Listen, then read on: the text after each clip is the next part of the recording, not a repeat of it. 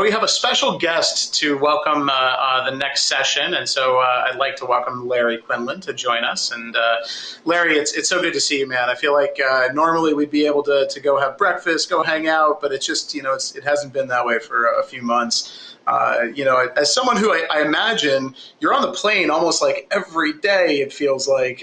Is it nice to kind of sit still for once? It's different. I haven't been on a plane since March the 5th, and my history is for the last 20 years, I've been on about 7 or 8 flights a week, every week, including every part of the world.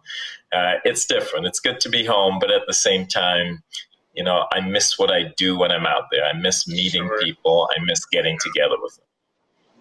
Absolutely. I'm sure also your family enjoys you having home, but I imagine, at least if it's anything like my family. That's debatable, but. Yeah, I was going to say, they're eager to get rid of me anytime soon now. Well, thank you so much for joining us. And, I'll let you introduce yourself a little bit more formally, but obviously as CIO for Deloitte and having been at Deloitte for such a tremendous amount of time, I mean, it's been, a 25-year journey, I think, somewhere in there. It'd be great maybe if you could share a little bit about yourself.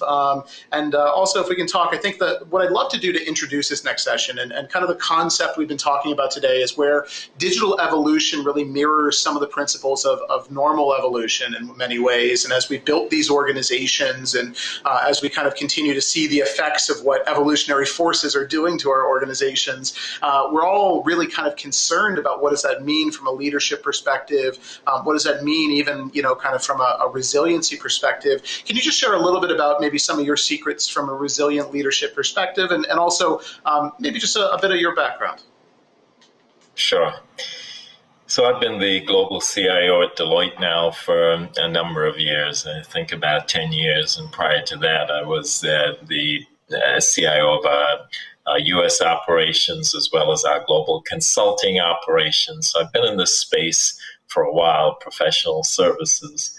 It's an interesting gig, to be the CIO of like the world's largest professional services organization with tons and tons of technology and cyber consultants. And it's really an interesting space to be in. I get to monitor the market. I get to see what our clients are doing. But at the same time, I've got to do it in well over 100 countries with 300,000 people around the world and implement all of that. So it gives me an interesting perspective. For sure, it keeps me very, very humble. I would imagine it keeps you very busy, too, if I had to guess. It does, and so keeps me on the road. Well, at least it used to. So maybe we can talk a little bit more of what I'll call this digital evolution concept. So, I think organizations have been talking about digital transformation. I feel like it's an overused term, but I'm sure it is a good sales term for some of the Deloitte consulting at some point. But, I think as we go from kind of transformation to evolution and all the forces that are really impacting us in that way, it almost felt like digital evolution was a theoretical concept, maybe, I'll call it 6 months ago, even, a year ago. But now we're really seeing that happen wholesale, right? I mean, things like Zoom are now a household name. I think, Google, everybody said when Google made it, it was when it became a verb. And now I've actually had a lot of people say, hey, I'll just Zoom you. So I know that maybe that's that moment. What does digital mean for Deloitte? And what are you doing to help steer the digital evolution of the company? So I think about digital in a few different ways. I'll start with digital transformation. There are just some things that are so big that they require the transformation label. They need committees of people, they need governance, they need work streams. You've got to work through a whole bunch of complicated things with a set of gates, and you're really changing the way you operate, you collaborate, you're changing the outcomes, you're changing the measurements, and that's the collaboration side of it. And typically that digital transformation has a whole host of non-digital stuff that goes with it that makes it true transformation. And then you've got the digital evolution.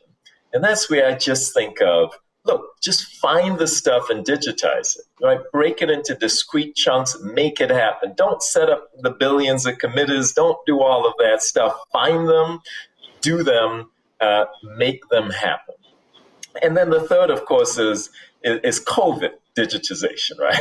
It's what he just had to do immediately as a result of, hundreds of thousands of people around the world just working from home.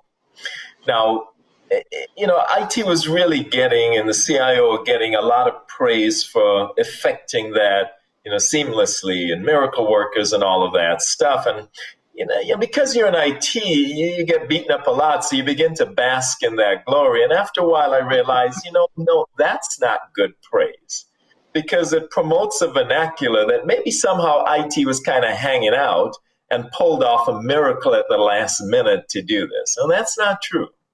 IT organizations around the world have been making investments over time, de-emphasizing facilities, promoting a move to the cloud, investing in collaboration platforms, driving low code and no code, and all of those things that really allow an ecosystem of partners around the world to build digital assets without necessarily being present.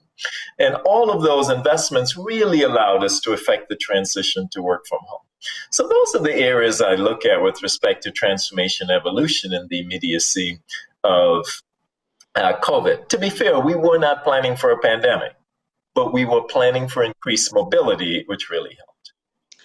It's interesting, right? I don't think, any organization, well, maybe not every but I think most people weren't exactly expecting a pandemic. But I think that the concept of creating these pathways for adoption, it's not that like, hey, we've implemented, remote work capability, therefore everyone should work from home, but it becomes kind of this natural evolution to say, we want to make sure that if it does happen or something does happen, how do we enable that, right? And so I look at that CIO leadership role as being that enabler.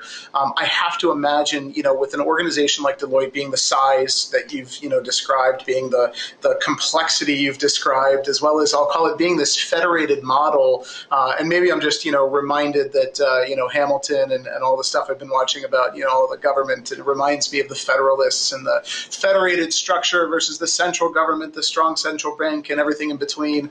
I guess as you look at your model and your ability to digitally evolve, I mean, it's a 100-year-old company. How would you reimagine the operating model? Where would you start? Is there a better way to do things? Is there just some resiliency because of the nature of how it's built? I mean, give us a sense of what that kind of would translate for you. Well, to continue your Hamilton theme, we are definitely in the room where it happens now. There are a number of approaches, I think, to really analyzing and transforming how we operate. So we think about how we collaborate with our clients, and we think about how we actually deliver those services. Some of those services are advisory services, some are managed services. We think about the geographic nature. How do you provide consistent technology around the world, just given the different regulatory environments that we have in Europe and China and Russia and the United States and public sector and all of those things that we work through. So we think through how we implement a number of those things. We have the good fortune of having our people spread out, going to our client sites, really learning, innovating on the edge, and figuring out how to create, a catalytic environment that takes all of those innovations and scales them across the world. So I think a lot about, well, what do people do and how can they do it better? And it's really that non-technology approach that kind of drives me. What do people do? How can they do it better? It's the third question of what technology can I apply to those first two questions that makes the difference for me. Yeah, that makes sense. You've been a remarkable leader in the broader community, in the industry. Certainly, obviously at Deloitte, given kind of how long you've been there and how much of a institution you are in and of yourself. I think one of the big kind of components I see, at least as I have conversations, and it's very top of mind now with various different social movements, with various different ways that organizations are thinking about diversity, inclusion, about trying to figure out how do you kind kind of, build what I'll call that divergence that's necessary to have the right viewpoints at the table, and how do you build that into an organizational culture? And I'm curious if, from your chair and from your experience, have you found some secrets to driving more diversity and inclusion in terms of leadership, in terms of culture, in terms of just some of the day-to-day operations, and I imagine the way that's evolved over the course of the past, 10 years, 19, 25 years that you've been doing this? There's no doubt in the U.S. we're operating now in with the echoes of social injustice and social unrest that follows the social injustice. So I think about it in two clear buckets. The first is diversity. And I'm unabashedly unapologetic about the need for diversity. I get on stage and I say things like, we're going to hire more women. We're not going to hide behind fancy language, right? We need more Black people in our organization. We have got to do better with Hispanics. And then I pivot and I think about inclusion. And this is where I insist that we have to build a kind of technology organization where every single person, tall, short, Christian, Jew, Muslim, gay, lesbian, straight, doesn't matter. Everybody's got to feel that they can fulfill their aspirations in our organization, that there's a level of respect, that their leaders got their back, that someone's going to listen to them. And this is the kind of place where they want to be. So I think about it in those two distinct buckets, and it's really important to me. Yeah, and I got to imagine, and I don't think we've even begun to see the downstream implications of doing this in a remote fashion where, some of the, I'll call it, extracurricular aspects of diversity and inclusion from a welcome perspective, I'll call it the drinks after work or the, joining a league or a team or an intramural or just whatever it might be that's kind of the culture around it. This distributed workforce, it's going to be a major challenge. So we'll see where that all comes and appreciate your thoughts on it. I think, so our next panel actually will be talking about security. And I know that's a big concern for Deloitte. I know it's a big concern for you personally. If you could give one piece of advice to the next panelists in terms of building security programs, maturing and evolving security programs, what would be that one piece of advice that you would give? We need help. It's important, I believe. It is absolutely important to get someone to take a look at their program, to ensure that you've got the ear cover for your board, where you know that you've been doing all the right things and other people are looking at you and saying that you're doing all of the right things. And I think that kind of partnership really provides the ear cover that we need to A, know that we're doing the right things, and B, to convince our boards and others that we are. Absolutely. No, I think that's a very wise point, and I hope they cover it in the next panel. So Larry, thank you so much for joining. Really appreciate it. It's been a pleasure. I look forward to the day we can get together and have breakfast and actually hang out. But in the meantime, I'll look forward to our next Zoom conversation. Stay well. You too.